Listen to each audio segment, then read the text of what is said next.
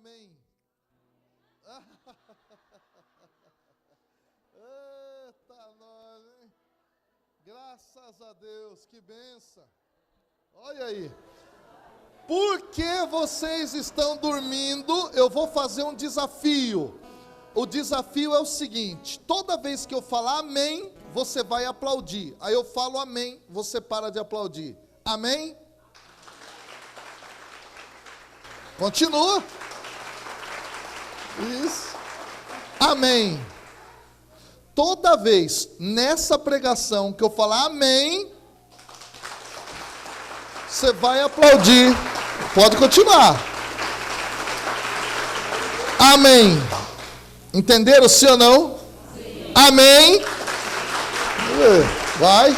Continua até eu falar de novo. Amém. Agora está tudo certo? Isso. Tá claro isso, sim ou não? Sim. Toda vez que eu falar, você bate palma até eu falar de novo para parar. Amém? Vai.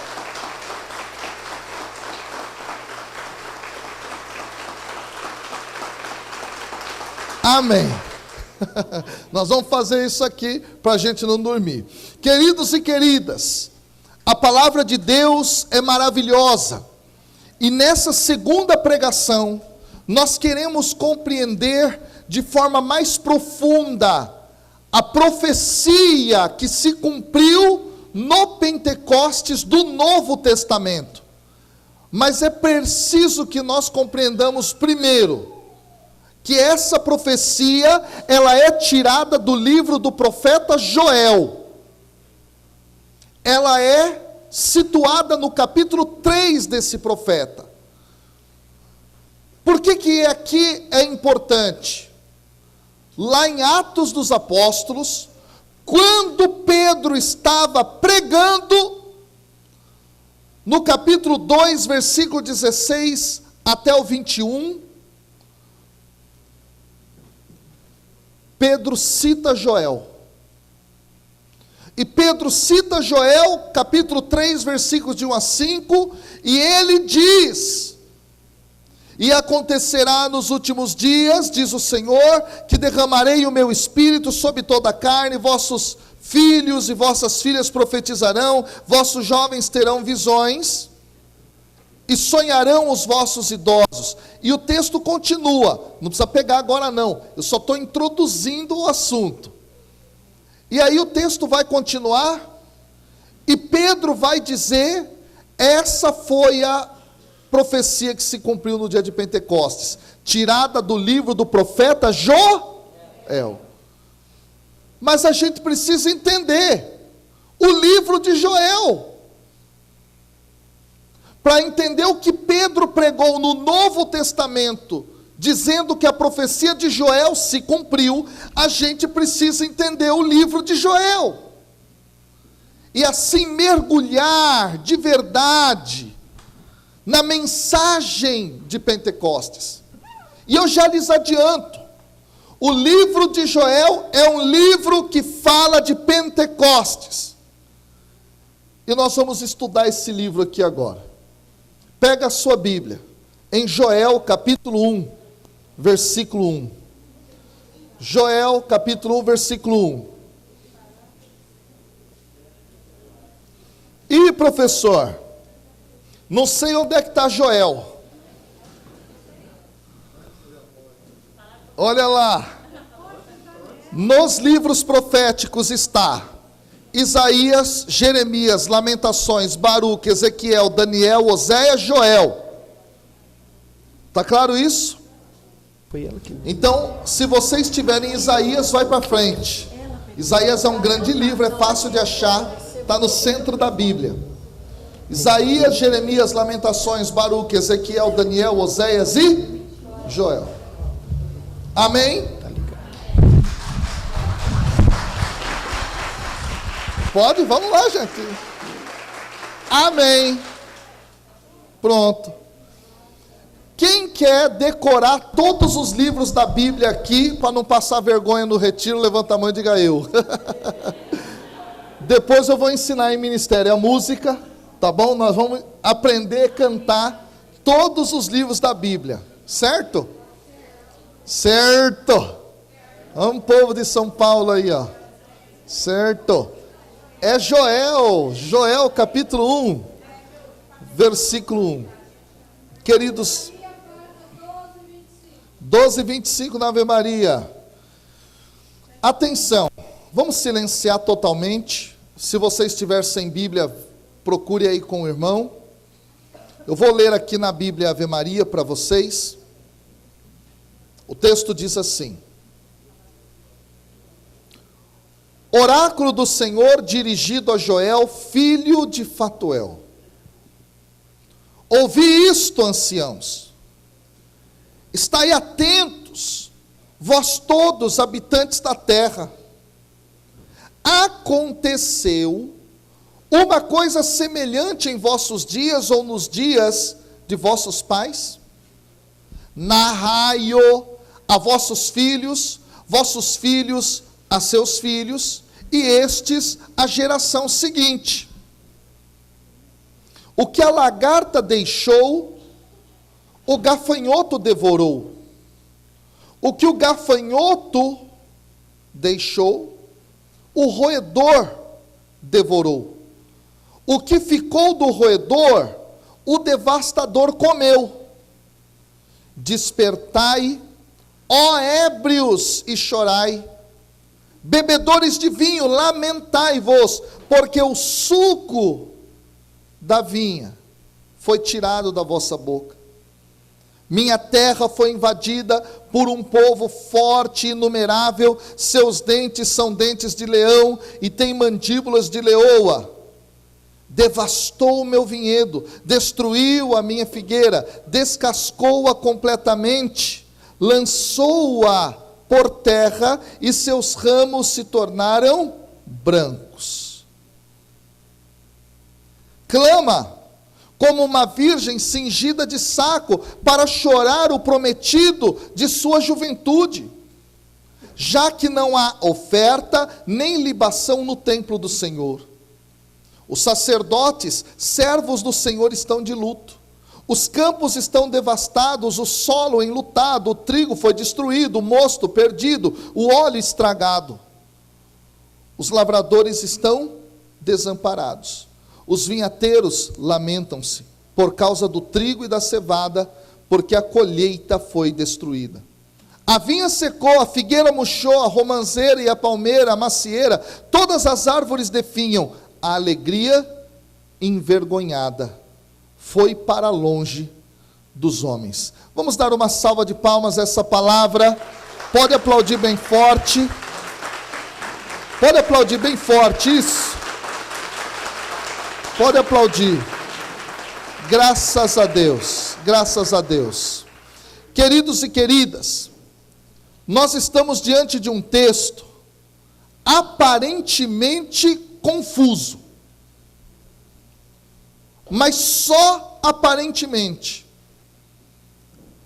Quando nós mergulharmos naquilo que ele está dizendo, você logo vai entendê-lo e fazer a relação com o Pentecostes. O que está acontecendo aqui em primeiro lugar? O texto abre com a fórmula do profeta. A palavra do Senhor foi dirigida a Joel, filho de Fatuel. Número 1. Nós não temos informações suficientes do ponto de vista histórico para compreendermos qual foi o momento exato no qual Joel viveu. Não dá para saber. A gente faz algumas inferências, e elas nos levam a 2 momentos da história de Israel. Número 1, período da monarquia dividida. Número 2, período do pós-exílio da Babilônia.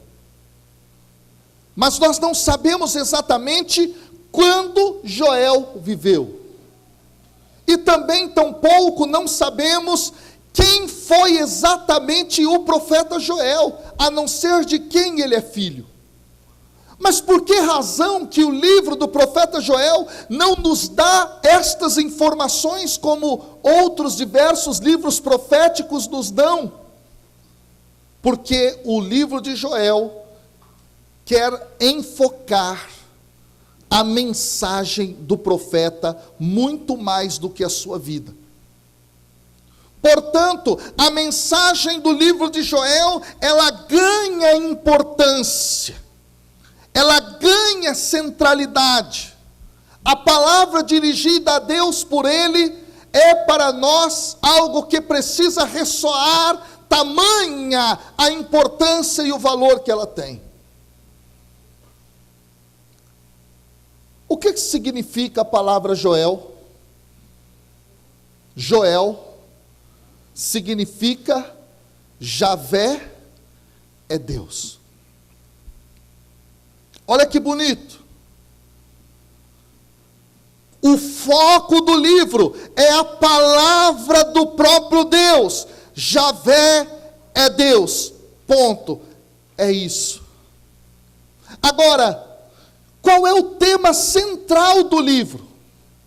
O tema central do livro de Joel, que é uma mensagem curta, de apenas 4 capítulos, diz respeito ao fato de que se aproxima o dia do Senhor.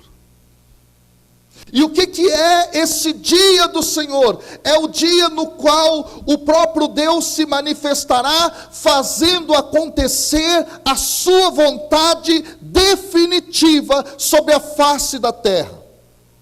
O livro de Joel, do começo ao fim, vai trabalhar como centro essa mensagem. Está próximo, está chegando, se avizinha o dia de Deus. Estejam preparados para isso. Agora há um detalhe interessante. O livro do profeta Joel, ele será dividido em 2 partes. Do capítulo 1, versículo 1, ao capítulo 2, versículo 17, nós temos como foco o julgamento e o arrependimento. Do capítulo 2, versículo 18, a segunda metade do livro, trata-se da resposta que Deus dá ao arrependimento vivido pelo povo. E, portanto, a restauração futura desse povo. Aqui eu já disse, esse é um livro que fala de Pentecostes. E por quê? O primeiro capítulo começa conclamando aos anciãos para escutar a palavra de Deus. Ouvi isto, anciãos, ouçam, escutem. E aqui há algo muito interessante, queridos e queridas. O verbo ouvir no hebraico, utilizado aqui para abrir a mensagem de Deus, é o verbo shema. Shema é escutar. E isso nos recorda aquilo que o povo judeu vivencia constantemente no seu cotidiano. Eles rezam pela manhã, de tarde e à noite.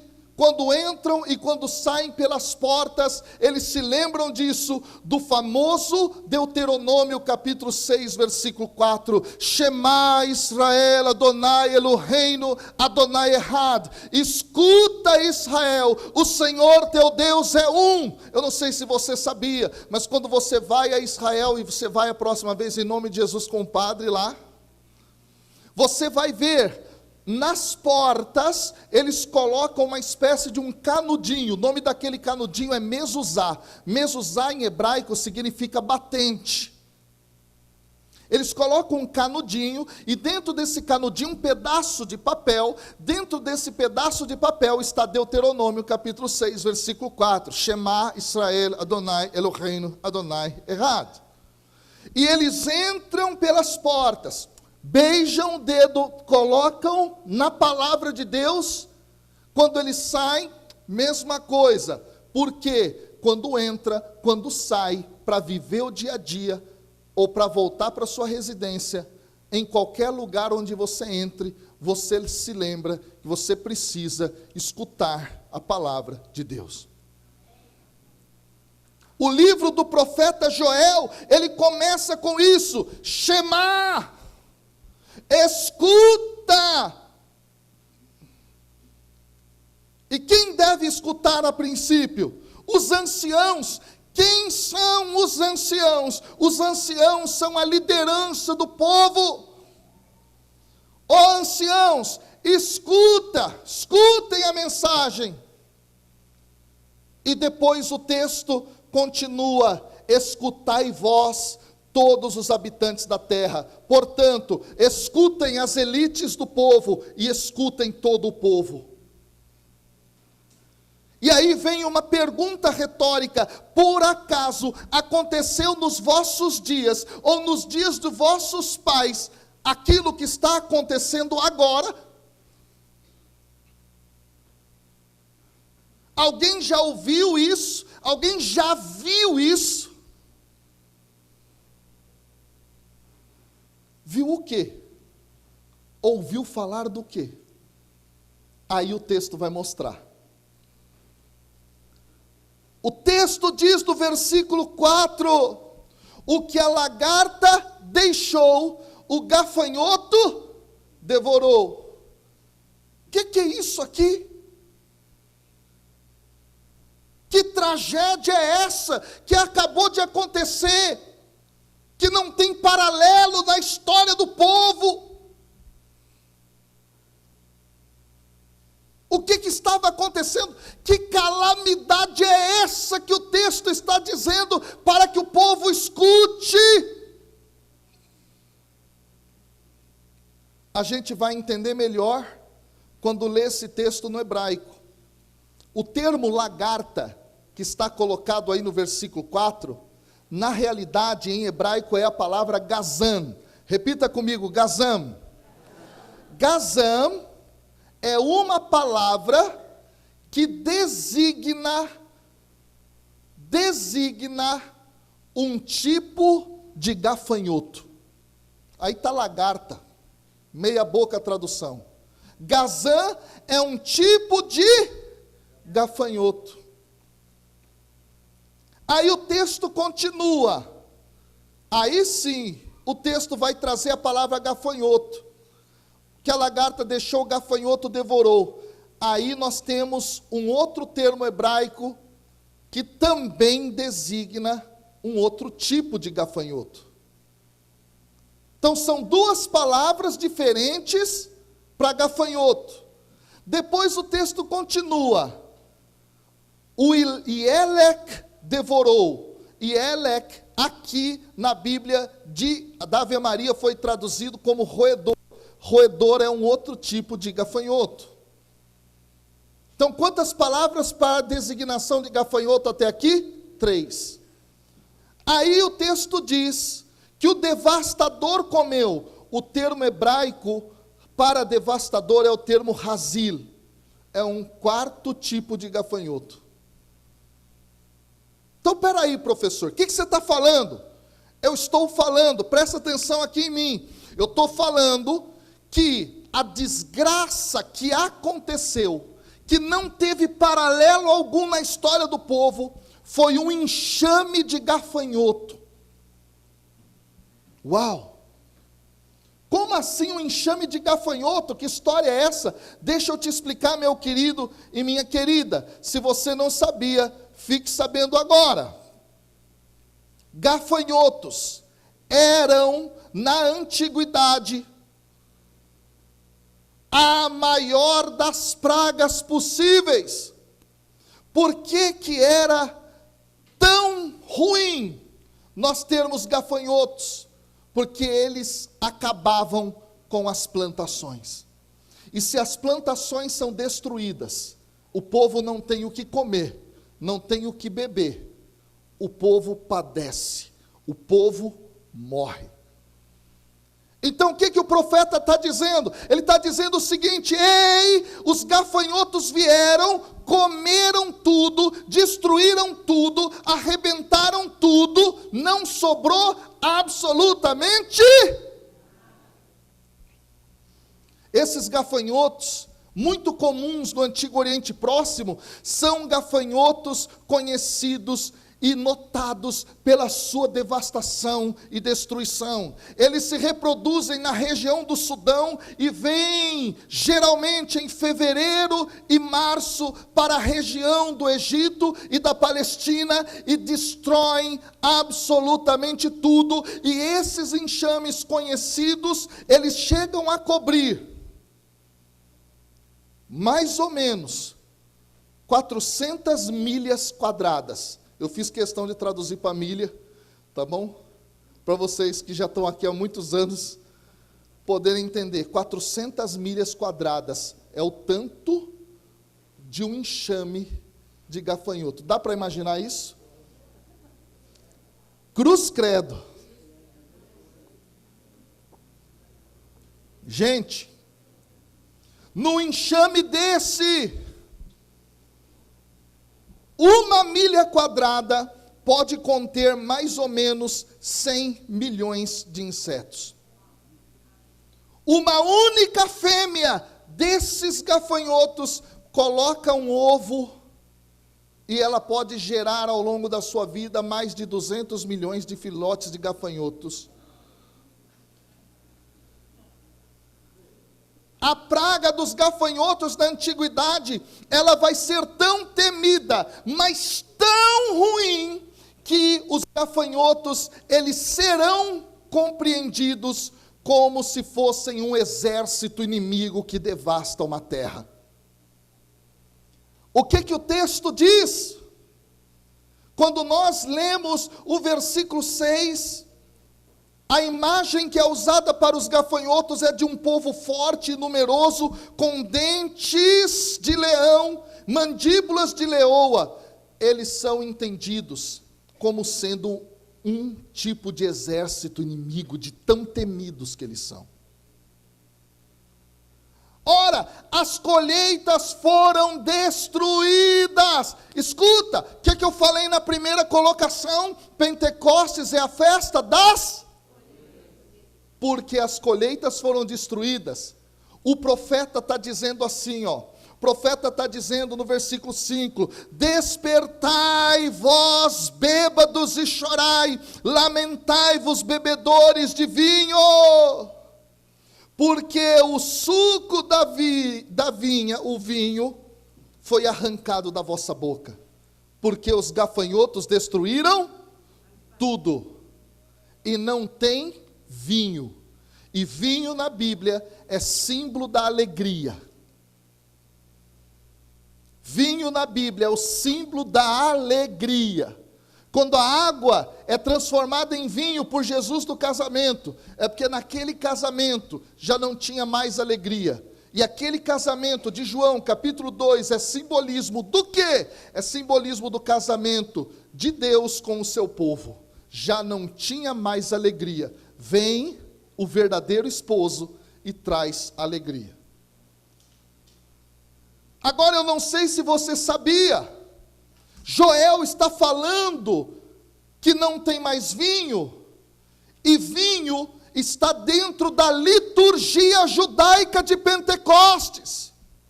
Quando nós lemos a Mishnah é o conjunto de leis relacionadas às práticas judaicas. Num dos tratados que fala a respeito das festas, quando se fala da festa de Pentecostes, o vinho entra na liturgia de Pentecostes até os dias de hoje. Como eu disse para vocês, uma das vezes que fui a Israel, foi na festa de Pentecostes. E sabe o que os judeus fazem? Eles saem, depois da vigília, com garrafas e taças de vinho na mão, e bebem, e cantam, e pulam, louvando a Deus pelas colheitas que foram dadas. Daí nós entendemos aquilo que está lá em Atos dos Apóstolos, no capítulo 2, quando os discípulos do Senhor começaram a falar em outras línguas, o pessoal que estava fora falou: nossa, ainda não deu a hora, eles já estão embriagados de vinho doce, porque na verdade no dia de Pentecostes era normal eles se embriagarem do vinho para festejar. Aqui o texto está dizendo, o profeta Joel está falando, não tem vinho, acabou, está tudo destruído, acabou a alegria. E aqui nós podemos extrair uma primeira grande lição para a nossa vida. Muitas vezes, nossas colheitas são destruídas, nossa vida é destruída, aquilo que é garantia da nossa sobrevivência foi devastado, acabou a alegria. Quantas vezes na nossa vida foi assim? Enxames de gafanhoto, que podem ser as lutas, as dificuldades que você passa. Enxames de gafanhotos, como essa tal pandemia.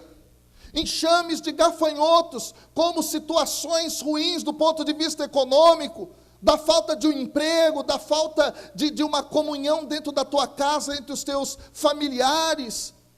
Quantas vezes na sua vida as suas colheitas foram destruídas? E deixa eu dizer, talvez você esteja aqui com as suas colheitas destruídas, com a sua vida emocional arrebentada, com sua vida espiritual fria, com a sua situação de relacionamentos muito ruim, talvez porque você deixou parentes lá no Brasil que não entenderam sua vinda para cá, talvez porque você aqui começou a se relacionar com pessoas e não deu certo. Quantos aqui talvez já perderam as suas colheitas, já perderam o seu gosto pela vida, já perderam a sua alegria? Eu preciso dizer, tem uma receita.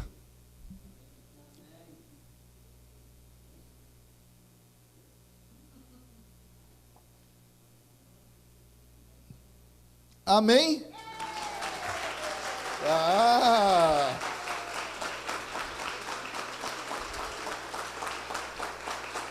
Amém? Qual é a receita?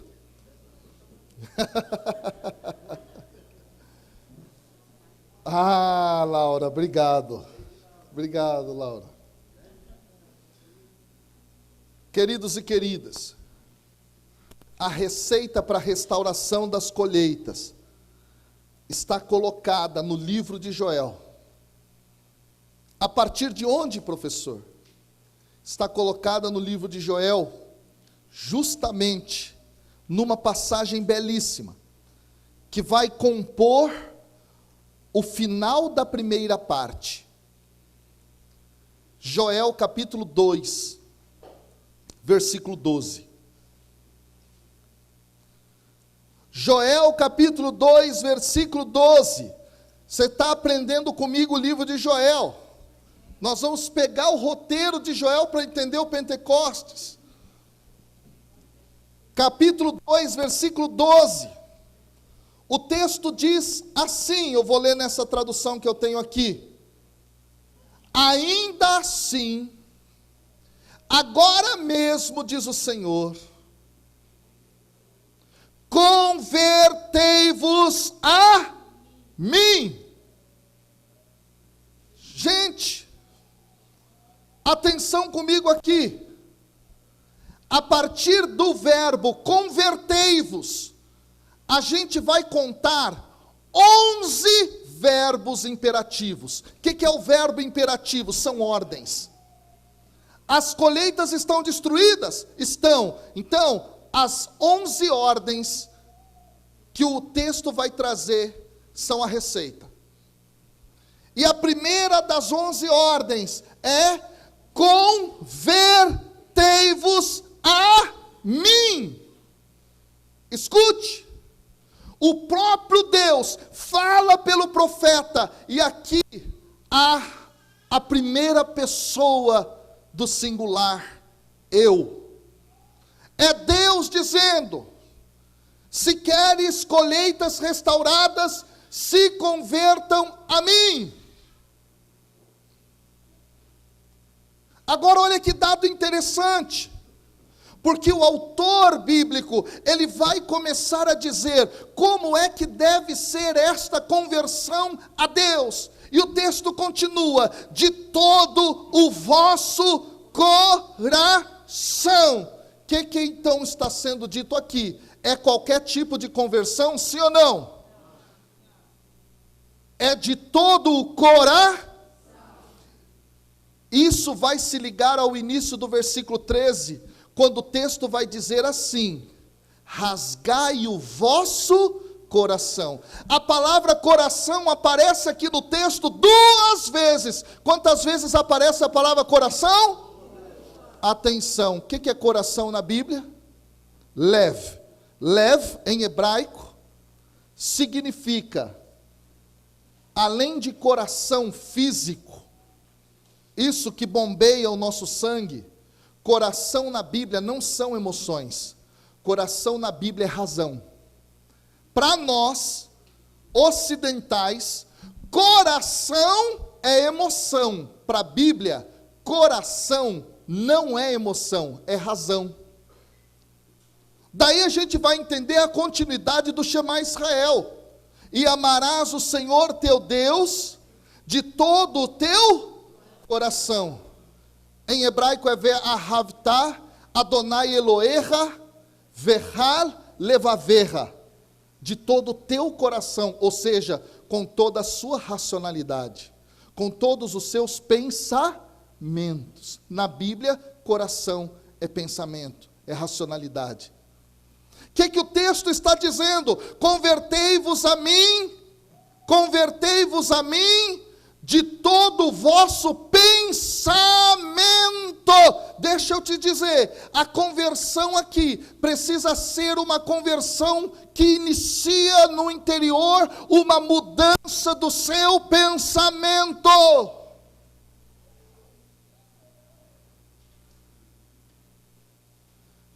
E aí olha que interessante, porque o texto vai continuar dizendo: rasgai o vosso coração e não as vossas vestes. Ei, por que o texto está falando?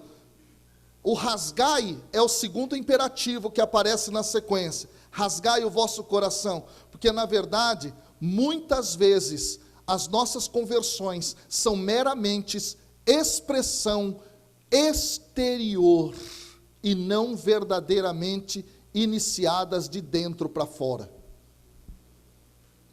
Você vai na igreja e o que acontece? Você chora. Aí você repousa do Espírito, você vive lá uma experiência, você vive aquela coisa, não é externa, mas dentro não foi mudado. Que tipo de conversão é a conversão que o profeta está pedindo? De dentro para dos pensamentos radicalmente transformados em Deus. A conversão que restaura as colheitas é essa conversão que não é estética apenas. É algo verdadeiro. Isso nos lembra a espiritualidade de Santa Teresa, que dizia numa frase fantástica que a nossa radicalidade exterior deve ser reflexo da nossa radicalidade interior, porque senão é teatro.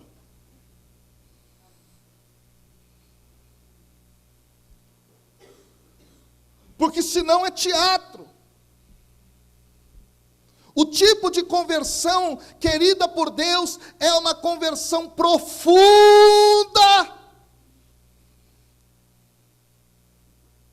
Agora, a pergunta que se coloca é: por que é que nós devemos nos converter? O profeta vai dizer. O terceiro imperativo desse oráculo, no capítulo 2, do versículo 13, no 13, diz assim: convertei-vos ao Senhor vosso Deus. Aqui vem então uma série de explicações. Por que nós devemos nos converter ao Senhor nosso Deus? Olha que coisa maravilhosa. Aí diz: porque Ele é misericordioso, compassivo, tardio em irar-se, grande em benignidade e se arrepende do mal. Opa, peraí. Vamos chegar lá. Primeiro, Devemos nos converter porque o Senhor é misericordioso.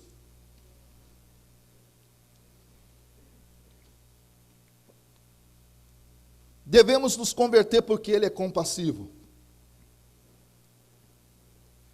E aí há algo maravilhoso, porque a segunda metade desse versículo que traz essas razões para a nossa conversão, elas vão trazer atributos divinos, e esse atributo divino da misericórdia e da compaixão é o modo como Deus foi definido lá no livro do Êxodo, capítulo 34, versículo 6.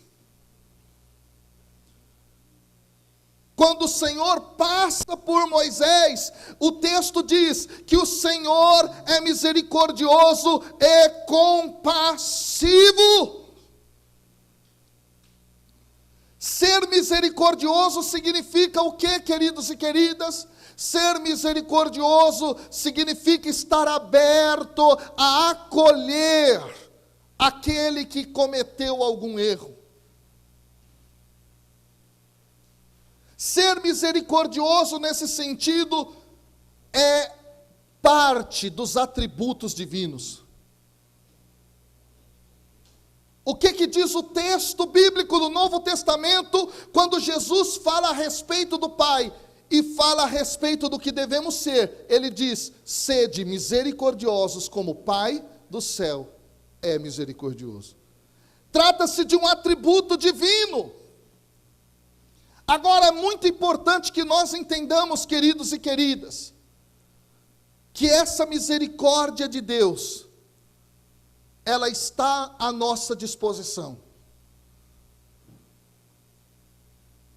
A misericórdia de Deus nos lembra justamente a postura do pai do filho pródigo, que quando sabia que teu filho estava longe, ele espera o filho voltar. Deus também está te esperando voltar. Deus também, porque a essência dele, ser misericórdia, está de braços abertos, esperando o teu retorno.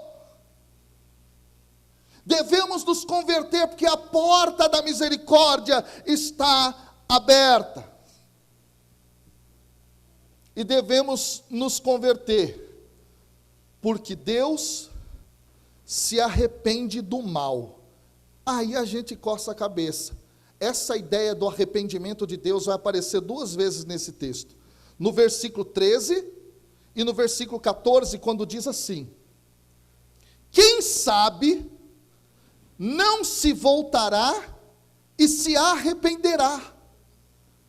Ué, mas Deus faz mal? Deus se arrepende? O autor bíblico, ele tem na cabeça a teologia do arrependimento divino. Ou seja, se olha para Deus com linguagem humana, trata-se daquilo que nós chamamos de metáfora antropomórfica. Repita comigo: metáfora antropomórfica. O que é antropomorfismo? É a forma humana, ou seja, é falar do divino usando linguagem A Bíblia usa esse antropomorfismo pela primeira vez num texto fantástico, Gênesis capítulo 6, versículos 6 e 7, onde diz assim: o Senhor se arrependeu de ter criado o ser humano na terra e teve o coração ferido de íntima dor. É o texto que abre as narrativas do dilúvio. Deus se arrepende, significa Deus sente dor, Deus sente alguma coisa. Na metáfora antropomórfica, isso significa, ele muda de ideia. Esse arrependimento de Deus, ele vai aparecer nas Escrituras, em 1 Samuel 15, 11, 1 Samuel 15, 35, Deuteronômio 32, 36, 2 Samuel 24, 15 a 16, Salmo 106, versículo 45, Isaías capítulo 38, versículo de 1 a 5, Oséias capítulo 11, versículo 8, Amós capítulo 7, versículo 1 a 6, quer mais, tem mais. Jeremias capítulo 18, versículo 8, quer mais, tem mais. Números 23, versículo 19. Salmo 110, versículo 4. Hebreus capítulo 6, versículos 17 a 18. Quer mais, tem mais. A Bíblia fala desse Deus assim, que é capaz de mudar de ideia.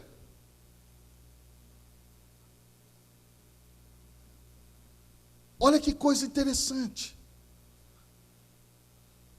Deus, ele é capaz de mudar a sua ideia, no sentido bíblico, para fazer com que o seu povo possa ter novamente comunhão com ele. Você quer um dos exemplos maiores da mudança de ideia do Pai? A morte de Cristo na cruz. Porque a humanidade estava condenada à morte pelo pecado, mas o Senhor mesmo, ao sofrer pela humanidade, Ele tem a solução do Filho, como o Cordeiro de Deus. Deus mudou de ideia. Todas as vezes que você olha para a cruz, você vai lembrar, Deus mudou de ideia. Ao invés de me crucificar, me levando a essa morte do pecado, o Senhor deu o seu Filho para morrer no nosso lugar. Olha que teologia maravilhosa. Nesse sentido aqui, o profeta está dizendo, sim, se converta, mude de vida, porque Ele é misericordioso, Ele muda de ideia, Ele muda a sentença de condenação para aprovação, Ele muda a sentença, se você rasgar o teu coração, se você rasgar a tua alma, se você se converter de verdade.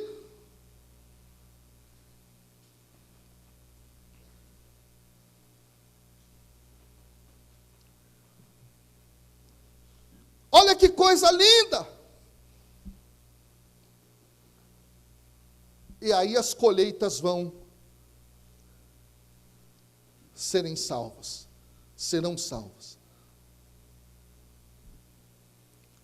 Agora é interessante que esse texto ele vai ser maravilhosamente construído com os outros imperativos.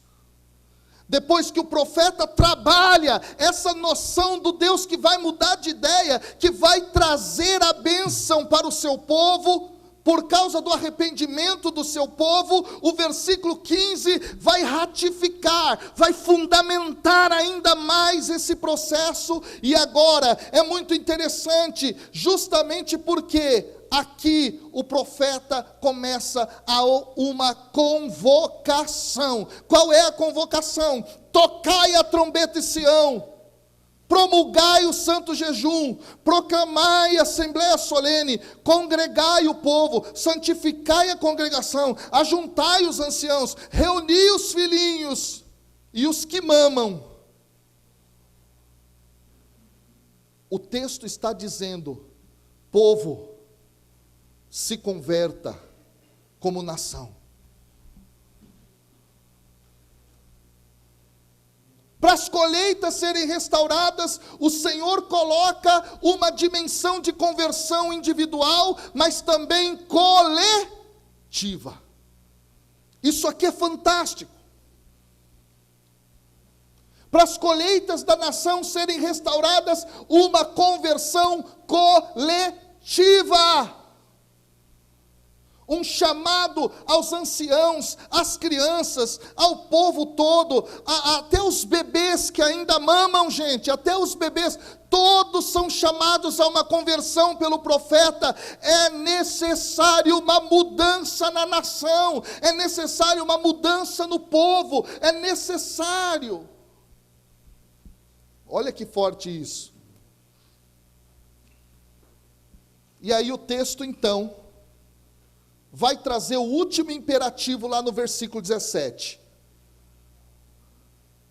O profeta diz: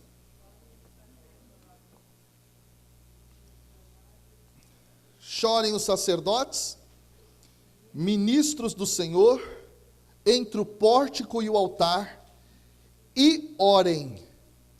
Agora vem o último imperativo. O último imperativo não é de Deus para nós. O último imperativo é de nós para Deus.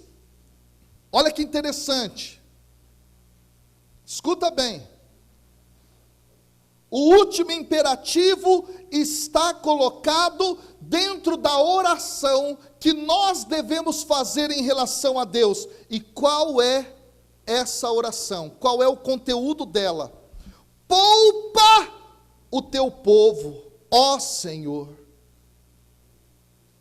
e não entregues a tua herança ao opróbrio, para que as nações façam escárnio dele, porque hão de dizer entre os povos, aonde está o seu Deus? Aqui, o último imperativo é o clamor do povo, dizendo para Deus: olha para nós de novo, Senhor.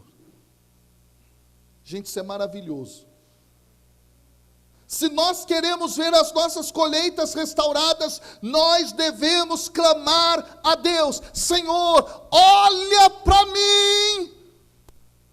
Se as tuas colheitas, você que está aqui, está destruída, ou seja, sua vida em alguma dimensão está acabada, destruída, se converta e clame a Deus: Senhor, olha para mim. Senhor, olha, me enxerga, eu estou aqui, Deus.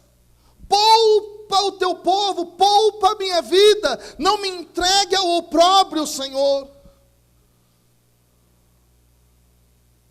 Se você viver isso do fundo do teu coração, Deus pode atuar de uma forma poderosíssima na tua vida. E aí olha o que vai acontecer na virada da primeira parte para a segunda parte do livro. No versículo 18 é dito: então o que? Depois da conversão. Então o que? Depois de chamar todo o povo a uma mudança. Então o que? Depois da oração, poupa o teu povo, Senhor. Então, diz o versículo 18, o Senhor se mostrou zeloso da sua terra e se compadeceu do seu povo. Se nós vivermos isso, o Senhor vai se compadecer de nós, vai se compadecer de você, vai olhar para você, vai olhar para a sua realidade, vai olhar para a sua situação, não como sentido de troca, não, mas é porque dentro da experiência que você tem com Deus, Deus vai fortalecer a sua vida para você enfrentar essas colheitas destruídas. Meu Deus, que texto forte! Aí o livro de Joel, no capítulo 3, versículo 1, olha lá comigo. Essa é a profecia que se cumpre lá no dia de Pentecostes, quando Pedro cita no capítulo 2. Olha o que diz o texto: depois disso o quê? Do jejum, da conversão, da mudança, da oração. Depois disso, derramarei o meu espírito sobre toda a carne. Vossos filhos e vossas filhas profetizarão, vossos anciãos terão sonhos, vossos jovens terão visões, até sobre os servos e as servas. Naqueles dias derramarei o meu espírito. Veja, depois da mudança, depois do arrependimento, depois da transformação do coração, o Senhor vai derramar o Espírito, ou seja, o Espírito é a vida derramada de Deus a nós. O Espírito é esse ruá, sopro da vida, que restaura absolutamente tudo. Ou seja, depois da conversão, depois da mudança, o Senhor há de restaurar com o seu Espírito Santo. Isso é uma promessa de Deus. Portanto, deixa eu te dizer, se as suas colheitas estão destruídas, se a sua vida está arrebentada, se acabou a tua paz, se acabou a tua alegria, viva uma mudança, viva uma transformação, viva um arrependimento real e sincero, porque depois disso o Espírito Santo será derramado sobre você, as suas colheitas serão restauradas, a vida vai ressurgir e a alegria vai voltar. Amém?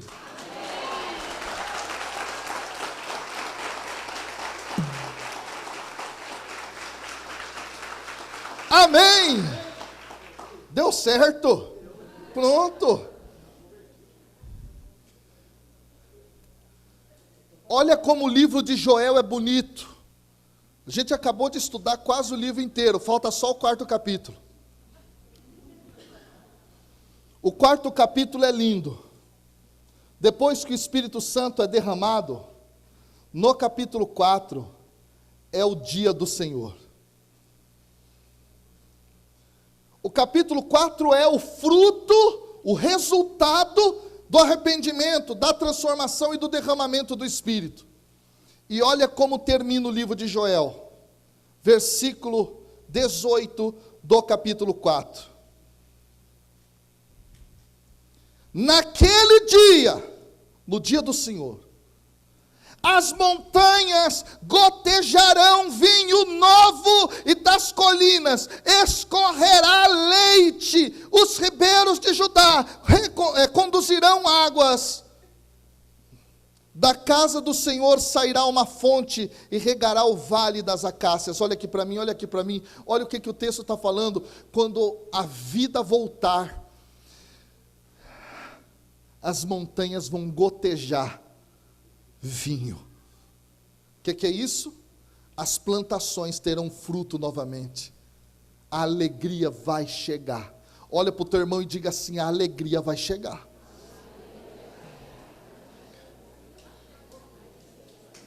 Das colinas escorrerá leite. O que é da colina? Vai escorrer leite. Os rebanhos serão numerosos. Não vai faltar o alimento. Você crê nisso, sim ou não? Sim. O texto diz: os ribeiros de Judá conduzirão água. Gente, você não sabe, aquele lugar depende muito de água, aquilo é seco. O que a profecia está falando? Nos ribeiros vão ter água, água doce, para você poder beber. Olha que fantástico! Da própria casa do Senhor vai sair uma fonte. O texto bíblico termina dizendo: vai dar certo, mas se você se colocar num caminho de fidelidade real, verdadeira, de conversão com Deus.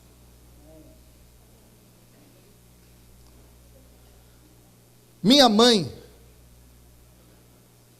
ela começou na caminhada dentro da Renovação Carismática Católica, na paróquia da periferia de São Paulo, na Zona Sul, no Parque P, chamada Sagrado Coração de Jesus, na rua Joaquim Xavier Curado, número 227. Foi onde eu comecei a minha caminhada também. Minha mãe se tornou intercessora do grupo de oração depois de ter saído de uma depressão profunda. Só que meu pai, minha irmã e eu tirávamos sarro da minha mãe. Talvez muitas aqui vivam isso. Está na igreja de novo? E o que você vai fazer lá? Só tem problema.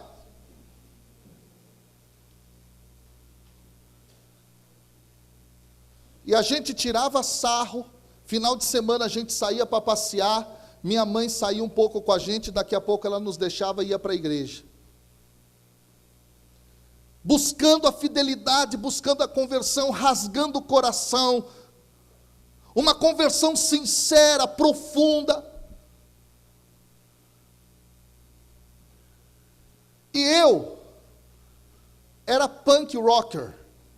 Sabe aquele cara que põe o cabelo assim para cima, ó, parecendo uma crista de galo? Eu usava um piercing no meu nariz, um cadeado no meu pescoço, um bracelete cheio de pregos. Ouvia bandas como Ratos de Porão, Descarga Violenta, Bosta Rala, Taquicardia, Misantropia. Comecei a me envolver com ideologias anarquistas, de revolução. Onde tinha droga eu estava, onde tinha prostituição eu estava, onde tinha criminalidade eu estava.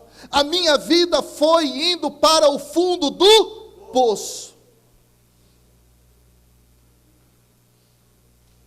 Eu fui vivendo experiências escolares muito negativas. Graças a Deus eu nunca fui expulso de escola nenhuma, eu sempre fui convidado a me retirar. Fui um jovem problema que não cria em Deus. Deus para mim era dominação mental, coisa de gente alienada. Montei uma banda de punk rock, chamada Trombose Maldita, era o nome da minha banda. Escrevia poesias anarquistas, ia para protesto revolucionário, essa mentalidade assim, e ultra esquerdista.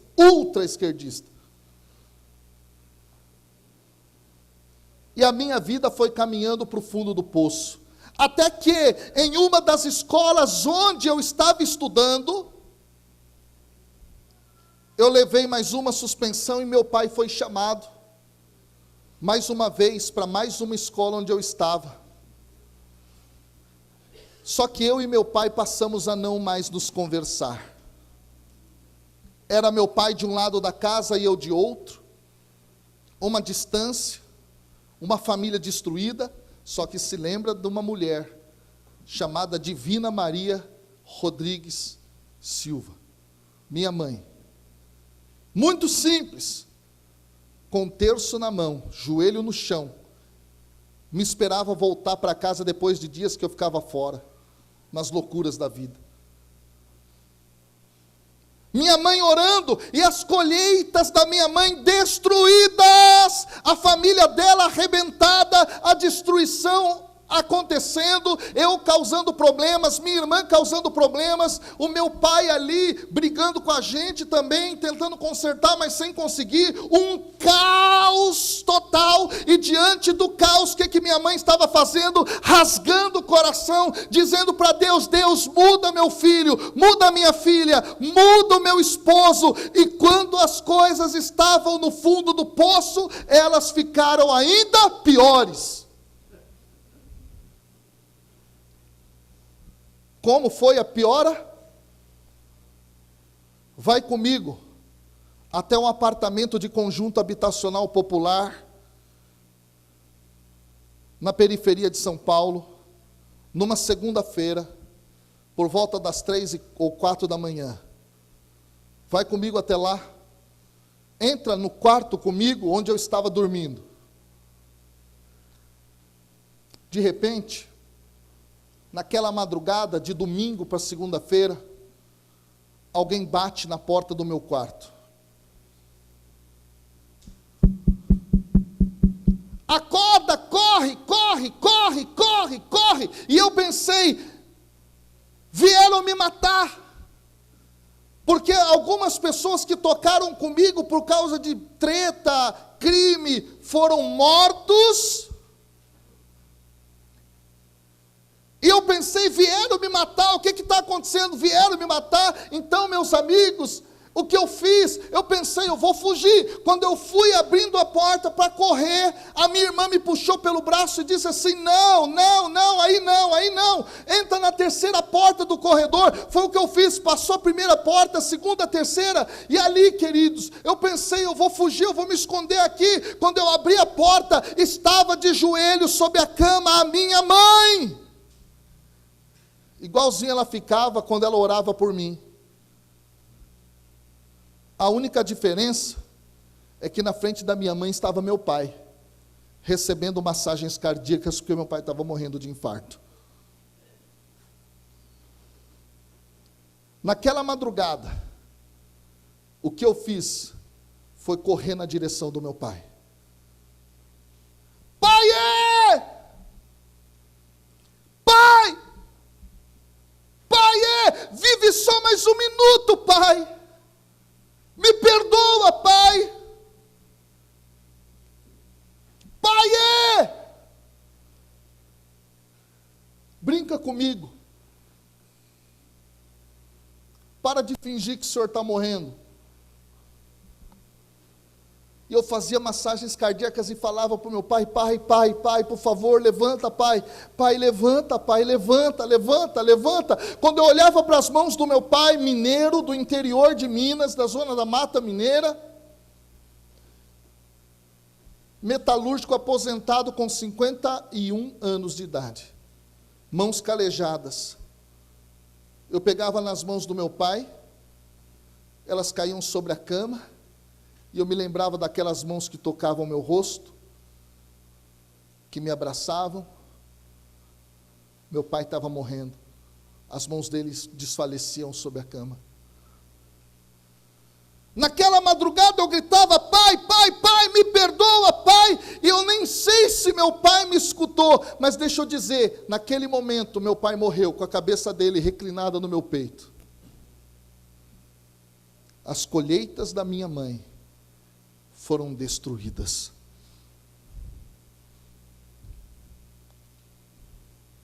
Mas nunca se esqueça da promessa. Eu entrei para o quarto, e numa gaveta no fundo, eu puxei e abri uma Bíblia, que eu tinha ganhado na minha primeira comunhão. Uma Bíblia pastoral de capa azul. Eu comecei a folhear aquela Bíblia, eu comecei a gritar. Deus, se você existe, muda a minha vida. Deus, se você existe, me muda, fala comigo. Agora era a minha vez de rasgar o meu coração. Agora era a minha vez de dizer para Deus, eu rasgo o meu coração e não as minhas vestes, Senhor. Eu me volto a Ti para uma transformação.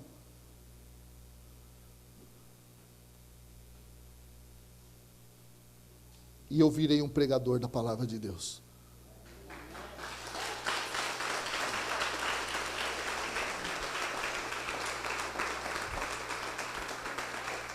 Sabe o que eu quero te dizer?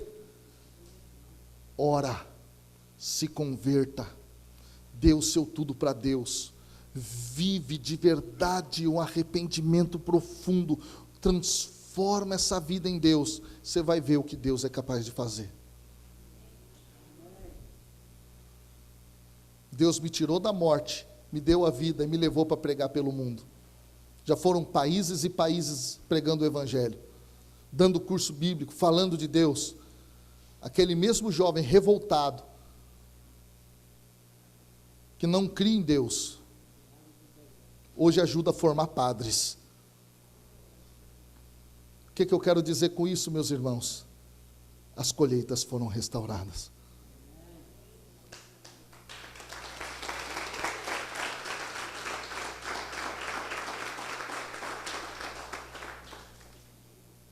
Eu quero fazer uma experiência com você. Eu vou pedir aos irmãos que façam fundo musical.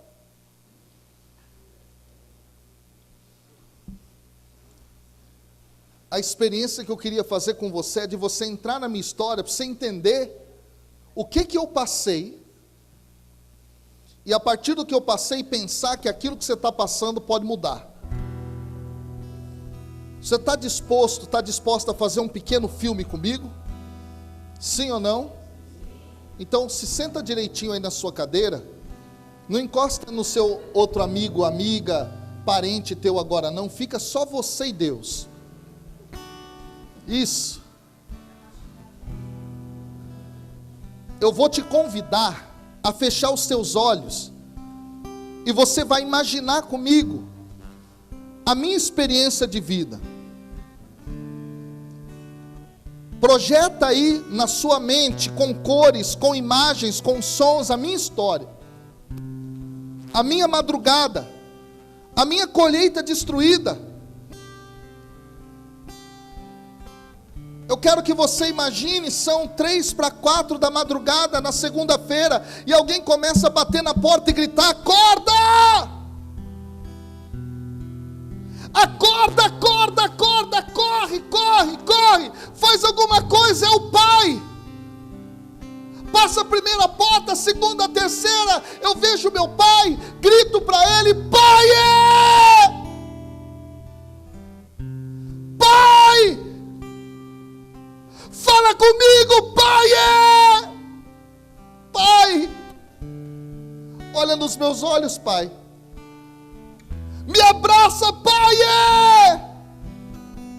Pai! Me perdoa por tudo que eu fiz, papai. Pelos erros que eu cometi, pelas vezes que eu abandonei a nossa casa. Pai!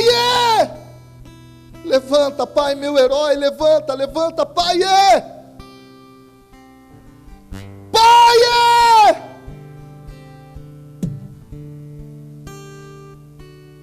Deus cura tantos aqui que têm problemas com os pais, porque os deixaram longe para enfrentar a vida,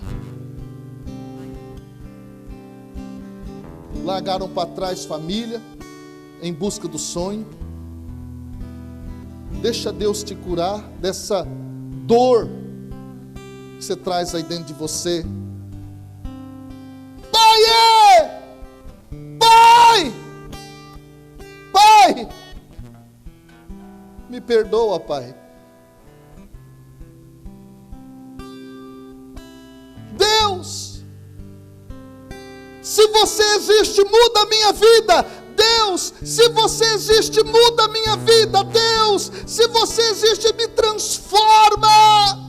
Cadê você?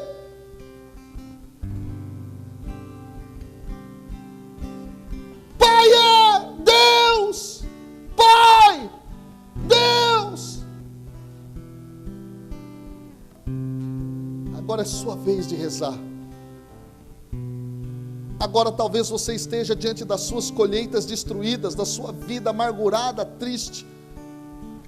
Fala para Deus agora, aí dentro do teu coração, das suas dores. Fala aí para Deus agora, que você quer mudar de vida, que você quer conversão, que você quer rasgar a sua alma diante de Deus. Fala agora, fala com Ele. Senhor, eu quero voltar. Senhor, eu quero voltar. Senhor, eu quero voltar. Senhor, eu quero voltar. Senhor, eu quero voltar para viver um Pentecoste, Senhor, para viver um derramamento do Teu Espírito, Senhor, para viver uma renovação, Senhor. Eu quero experimentar desse milagre de vida, eu quero experimentar desse milagre do derramamento do Espírito Santo, para restaurar a minha vida, para restaurar a minha família. Senhor, me ajuda.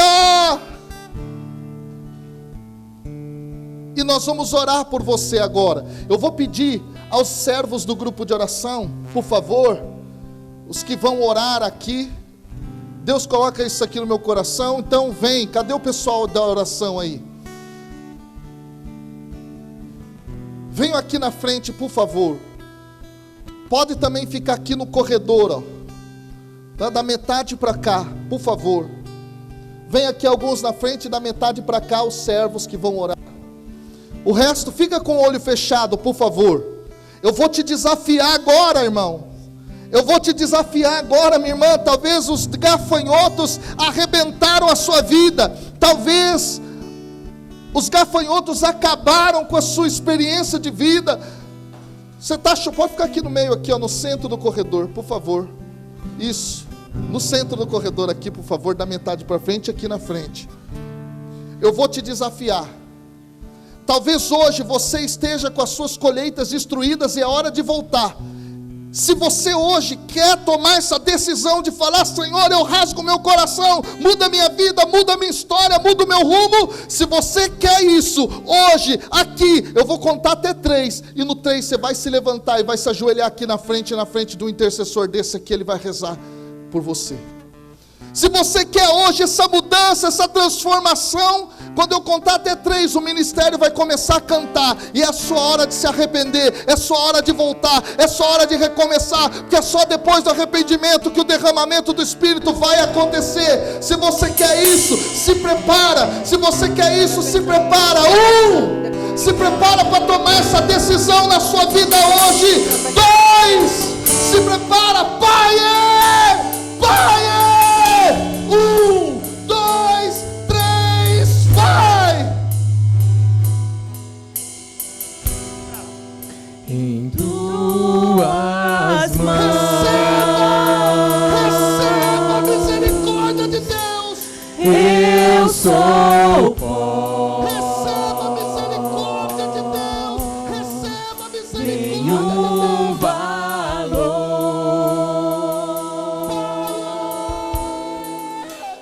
vago sou. Deus, se você existe, muda a minha vida, muda a minha história, muda.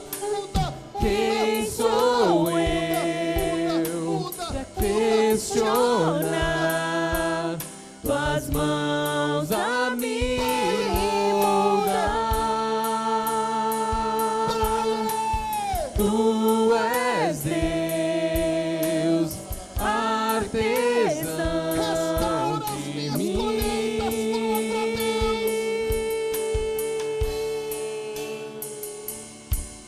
Nas mãos do oleiro me entrego inteiro pra ser quebrado e refeito. Nas mãos do oleiro sou restaurado pra ser um novo vaso.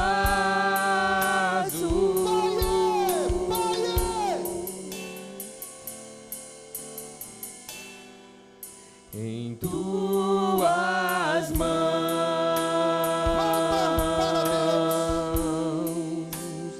eu sou pó. É hora de voltar, é hora de voltar. Nenhum valor Experiência de Pentecostes é retorno. Experiência de Pentecostes barro é retorno. sou. Volte para o Senhor. Volte para o Senhor.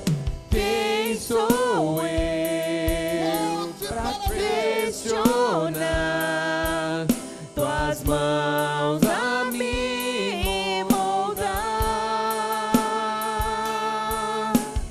Tu és Deus, artesão de mim.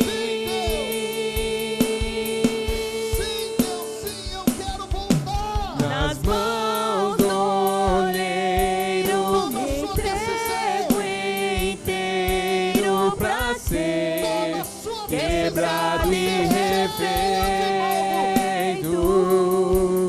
Nas mãos do oleiro sou restaurado pra ser um novo vaso. Nas mãos do oleiro me entrego inteiro pra ser quebrado e refeito. Nas mãos do oleiro sou restaurado pra ser um novo vaso. Fica de pé, vai ficando de pé, você que já recebeu oração. E eu vou chamar os irmãos intercessores aqui na frente, tá bom? Novamente.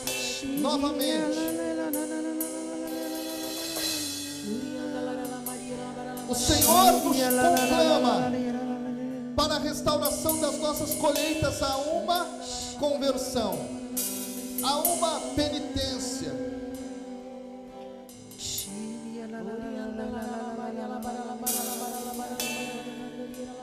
Deus está nos chamando ao retorno.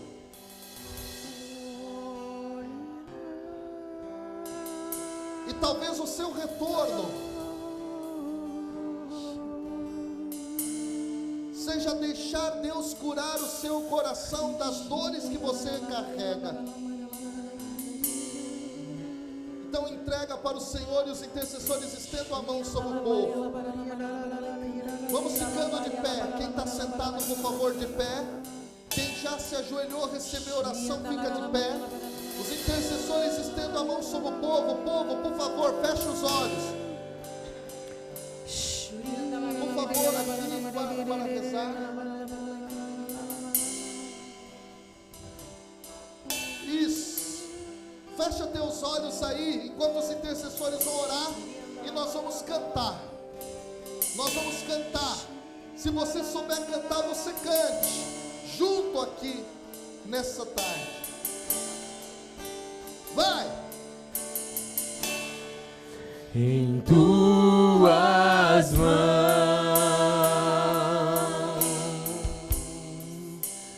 eu sou pó, nenhum valor. Intercessores vão pedindo o Espírito Santo, vão pedindo o Espírito Santo. Barro sou. Sim, Senhor, sim, sim, sim, sim, sim. Quem sou eu pra questionar tuas mãos a me moldar? Tu és Deus, artesão de mim.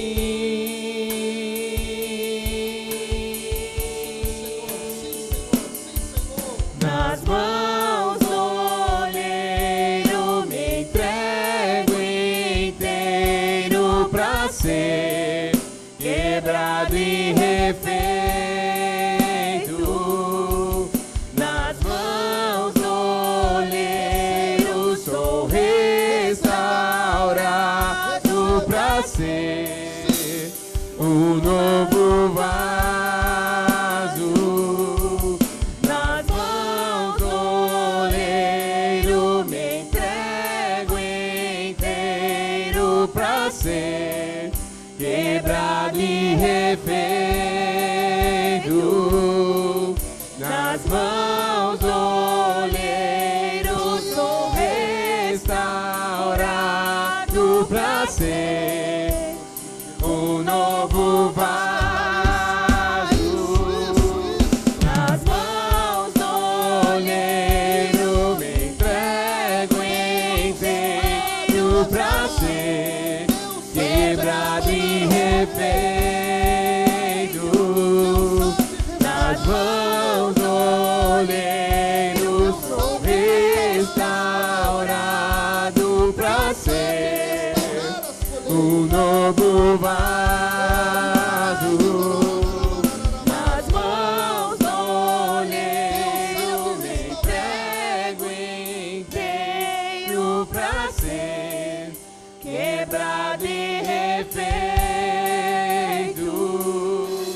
Nas mãos do olheiro sou restaurado pra Põe a mão ser sobre seu coração. um novo E repita comigo, vaso. Senhor, olha para o teu povo, olhe para mim. Eu quero ter as minhas colheitas restauradas. Obrigado, Senhor. Obrigado, Senhor. Obrigado, Senhor. Vamos dar uma salva de palmas ao nosso Deus. Pode aplaudir. Pode aplaudir. Obrigado, Senhor. Obrigado, Senhor. Amém. Amém. E amém. Podemos nos sentar com a graça de Deus.